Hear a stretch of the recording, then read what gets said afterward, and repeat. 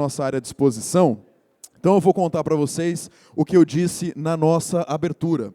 O formato desse ano do ExpoSist, de reunir no mesmo ambiente as nossas apresentações, as nossas palestras e também os nossos expositores, é para garantir a integração entre todos nós.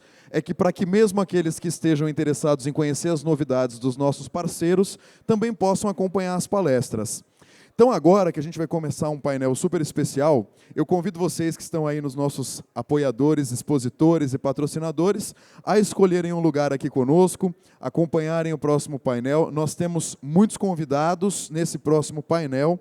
Então, para que vocês saibam não apenas o que vai acontecer agora, mas também a nossa programação completa, no QR Code que nós temos dos dois lados aqui do nosso telão, e também aparece de tempos em tempos aqui nessa tela, vocês encontram a programação completa do ExpoSist, o que aconteceu ontem e o que nós temos hoje, toda a nossa comunidade do SIST, e vocês também já encontram as informações sobre como participar do ExpoSist 2025-2026. Então nós estamos aqui ainda com o evento acontecendo, já pensando no nosso futuro. Levanta a mão para mim, por favor, quem está sentado, quem está aí atrás, quem é da área de logísticas e transporte? De alguma maneira trabalha com logística ou com transporte. Quem trabalha com tecnologia, de qualquer maneira, levanta a mão. Bom, a gente vai falar agora sobre um tema muito importante, que é a logística do futuro. Mas antes eu queria contar uma novidade para vocês, uma super parceria aqui do SIST com a ENS, que é a Escola de Negócios e Seguros. Nos meses de abril e maio de 2025, vai acontecer uma imersão internacional organizada pela ENS, lá nos Estados Unidos, em Connecticut, e o foco será gestão de riscos e inovação. Apenas durante o ExpoSist, até amanhã, apenas até amanhã, todo mundo que estiver no evento tem 20% de desconto para participação nessa imersão internacional. Na hora do almoço, eu convido vocês aqui atrás, no nosso hall, ao stand, ao espaço da ANS, 20% de desconto para todo mundo que quiser participar dessa super imersão internacional. Beleza? Então, seguindo para o nosso próximo painel, e eu perguntei quem trabalha com logística e quem trabalha com transportes, porque o nosso painel, que começa agora, especialíssimo, é justamente sobre esse tema, que faz parte do ecossistema de todo o SIST. Então, nós vamos falar muito sobre inovação, tecnologia, sobre as transformações dos nossos modais de transportes. A gente vai falar de drone, a gente vai falar de Brasil, a gente vai falar de mundo. Para mediar o nosso painel, eu convido aqui ao palco o diretor executivo administrativo do SIST. Uma salva de palmas para o meu amigo René Elis.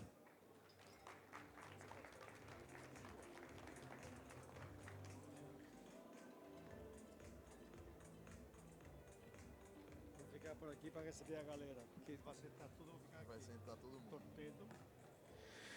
Recebemos também, para compor o nosso painel, o executivo reconhecido internacionalmente em prevenção de perdas e segurança empresarial. Atualmente trabalha na Rumo Logística. Uma salva de palmas para Antônio Neves. Bem-vindo, meu caro. Muito obrigado. Quem esteve aqui conosco ontem já o conheceu, diretamente do Canadá, com vasta experiência em logística internacional, além de presidir a CIFA, que é a Associação Canadense dos Agentes de Carga Internacional. Ele também é o fundador da Mello Hawk Logistics. Uma salva de palmas para Arnon Mello. Bem-vindo, meu caro. Ótimo painel para você. Também está conosco o Head de Produto e Operações na Aeroscam. Ele é especialista em segurança perimetral com, o que eu acabei de dizer, drones. Senhoras e senhores, uma salva de palmas, Marcelo Muselli.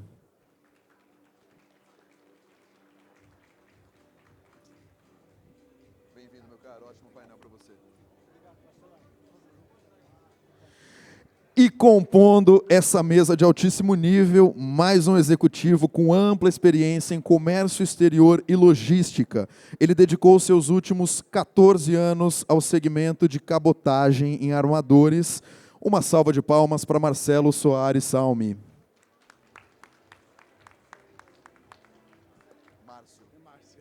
Márcio Soares, perdão. Obrigado, Renê. Meninos, bom painel para vocês.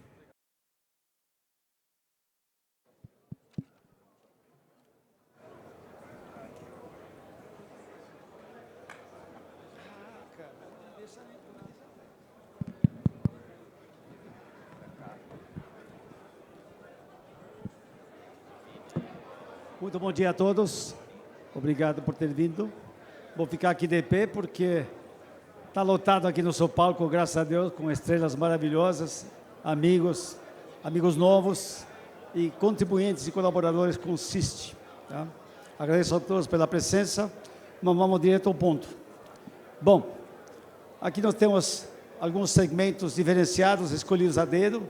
Temos a ferrovia, temos o modal de logística, transporte internacional, drones, que é uma novidade no mercado mundial e brasileiro também, e certamente a parte de cabotagem, né?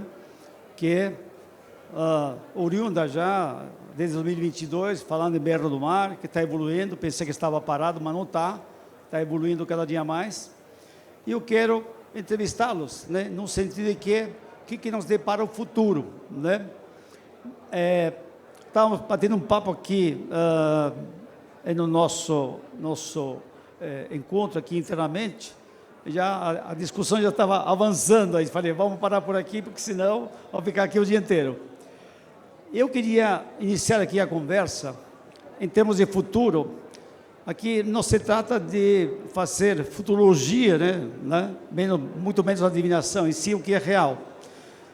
E eu sou um entusiasta da ferrovia e eu queria começar aqui com Antônio Neves, né, que é da Rumo Logística, a maior empresa do segmento brasileiro, aliás, do segmento no Brasil, né? Está com projetos importantíssimos no centro-oeste brasileiro, implementar 700 km nos próximos anos. E eu queria começar contigo. A primeira pergunta que não quer calar, evidentemente. Eu acompanho a ferrovia há alguns anos. Há 10 anos atrás, 15, a matriz logística brasileira representava 12%, por aí, mais ou menos. E hoje entendo que são 26%, tá? 26% da matriz logística. Isso é super importante. E tenho entendido que, em termos de futuro, eu queria que você me respondesse. 26% hoje. E nos próximos anos, como que isso vai? Obrigado, Renê. Parabéns pela organização do evento. Obrigado a todos que nos acompanham. Para mim é uma grande honra estar aqui apresentando um pouco da ferrovia, um modal muito importante para o nosso país. Hoje o modal ferroviário ele ocupa 26%, 27% da matriz de transporte brasileiro. Ele vem crescendo ano a ano, com seus desafios também. E quando a gente observa futuro, a gente tem um plano nacional desenhado pelo governo federal de, em 2040, bater 40% da matriz de transporte. E isso por vários aspectos, pela sua grandiosidade, pela sua necessidade e o quanto a ferrovia ajuda, impulsiona, assim como os outros modais, mas ela tem característica de poder levar grandes quantidades de transporte de commodities e de qualquer outro tipo de produtos em grande extensão de deslocamento. Quando a gente fala na matriz de investimento, Renê, esse é um ponto muito interessante. Hoje tem algo em torno de 260 projetos já na mesa do governo federal, autorizados para sua expansão, com as diversas empresas que são do setor, e um pool de investimento de algo em torno de 200 bilhões de reais. Isso para acompanhar esse crescimento. A gente tem muito a ideia que a ferrovia foi deixada de lado, e de alguma maneira foi, mas hoje, quando a gente compara as rodovias federais numa quantidade de quase 75 mil quilômetros de rodovia federal, a malha ferroviária brasileira ela tem 31 mil quilômetros. e com a possibilidade de crescer nos próximos anos, até 2040, mais 22 mil quilômetros.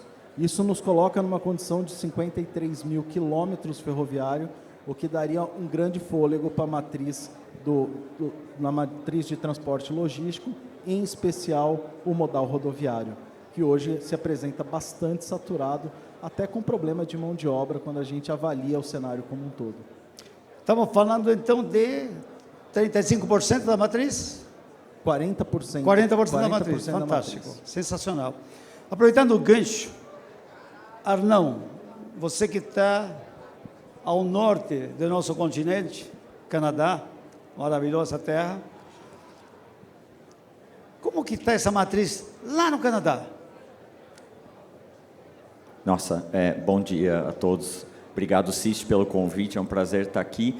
A gente estava falando sobre a malha ferroviária, né? O Canadá é o Canadá por causa da malha ferroviária. Então, 95% de todo o movimento de container que chega e sai do Canadá é movimentado pela ferrovia. E muito pouco é usado o caminhão para entregas locais. Então, é engraçado ver a porcentagem do Brasil e a gente vê a porcentagem do que é o Canadá. E as dificuldades também que a gente tem de clima, geografia, e essas duas malhas que são muito importantes e se conectam com os Estados Unidos também, então é uma diferença muito grande. E é bom saber que o Brasil está crescendo, porque toda vez que vai uma comitiva do Brasil para o Canadá e eu participo, eu pergunto, e aí, a malha ferroviária brasileira, né? Como é que está? Aí todo mundo fala, não, está crescendo, está melhorando. Então é bom saber esses números. Aproveitando o ganchinho aí rapidinho, fiquei curioso. Como fica a média de percurso de um caminhão no Canadá, então? Se 98% é ferroviário, e aí?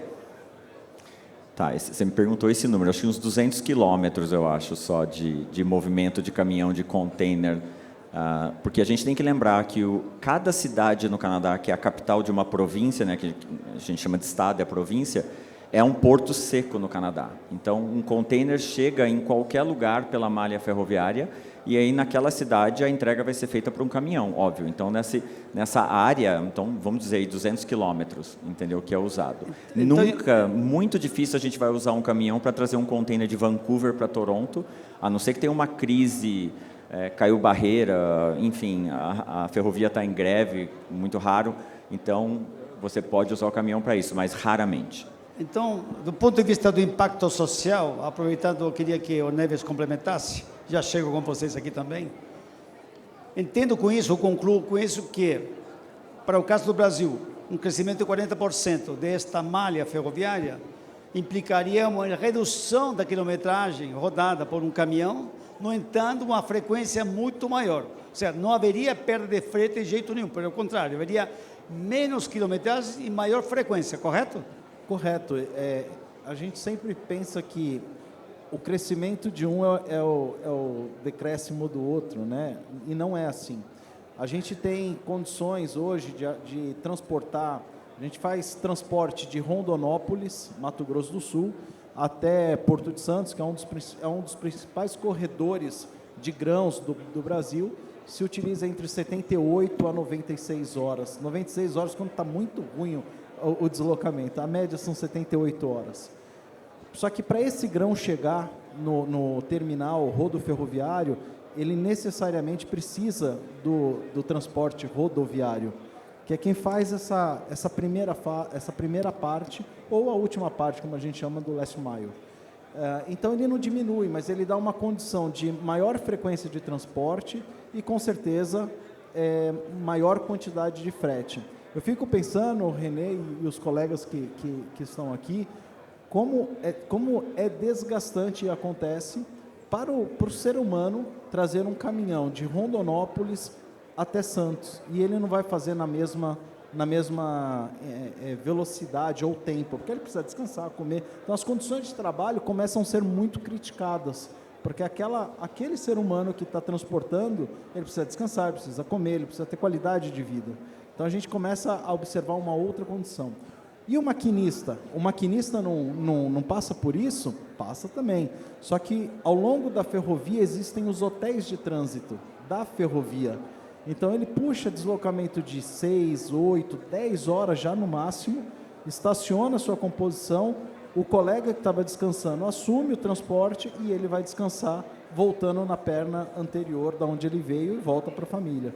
Essa é a logística ferroviária. Você tem condições, René, que uma locomotiva passa mais de 2 anos sem desligar, sem dar partida, porque ela está ininterruptamente trabalhando. E esse é como se explora a matriz ferroviária. Maravilhoso, muito obrigado. Meu caro, te pergunto o seguinte, que eu estava discutindo lá dentro. Você entende que é prestador de serviço da Rumo Logística, fiquei sabendo isso agora. Chamou muita atenção, parabéns. E você cuida de uma nova tecnologia, uma nova tendência a nível mundial,